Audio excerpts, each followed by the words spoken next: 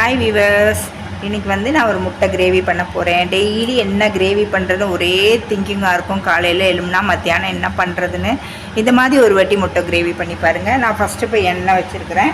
எண்ணெயில் கொஞ்சம் வெந்தயம், கொஞ்சம் கடுகு, கொஞ்சமாக சோம்பு, இது நல்லா பொரியடும்.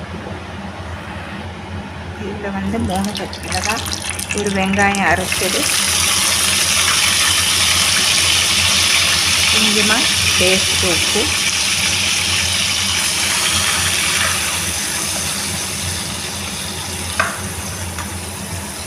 நல்லா எண்ணெய் பிரிஞ்சு வரட்டுங்க. இதில் வந்து இஞ்சி பூண்டு பேஸ்ட் 1 ஸ்பூன் சேர்த்துக்கலாம்.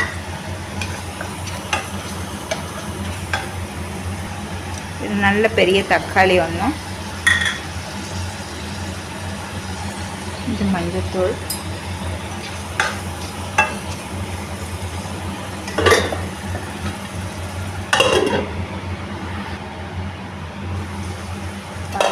இதில் வந்து தனி மிளகாத்தூள், இது நம்ம வீட்டில் அரைச்சி வச்சுருக்க குழம்பு மிளகாத்தூள். ஏற்கனவே நான் பச்சை மிளகாய் 3 போட்டிருக்கேன். இப்போ வந்து இந்த எண்ணெயிலேயே இது நல்லா வதங்கி வரட்டும்.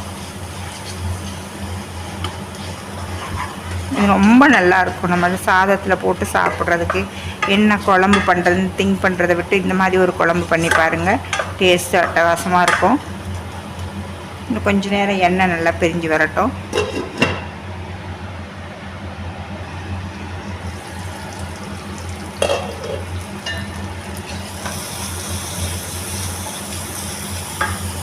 இப்போ இதில் வந்து ஒரு லெமன் சைஸு சின்ன லெமன் சைஸ் நான் எடுத்துருக்கிறேன்.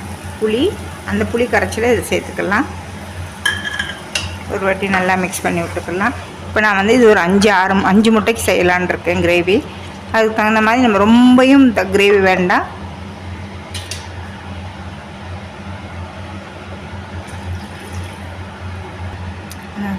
ஊற்றிக்கலாம்.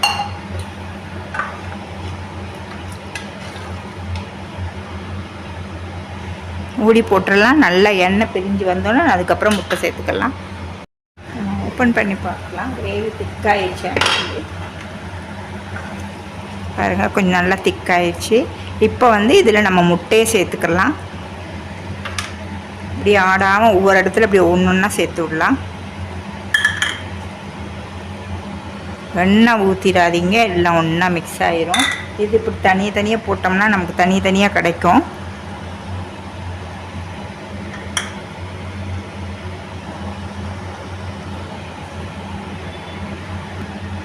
நீங்கள் இப்படி போடும்போது என்ன பண்ணுங்கள், அடுப்பை ரொம்ப சிம்மில் வச்சுருங்க. ஒன்றும் டிஸ்டர்ப் பண்ண வேண்டாம், அப்படியே விட்டுருங்க. கொஞ்சம் கொத்தமல்லி தழை போட்டுக்கலாம். மூடிடலாம். ஸ்பூன் எதுவும் யூஸ் பண்ண வேண்டாம். கொஞ்சம் நேரம் சென்று நம்ம யூஸ் பண்ணிக்கலாம். அப்போ தான் அது உடையாமல் நம்ம எடுக்க முடியும். நம்ம ஓப்பன் பண்ணி பார்க்கலாம் முட்டை வெந்துருச்சான்னு சொல்லி.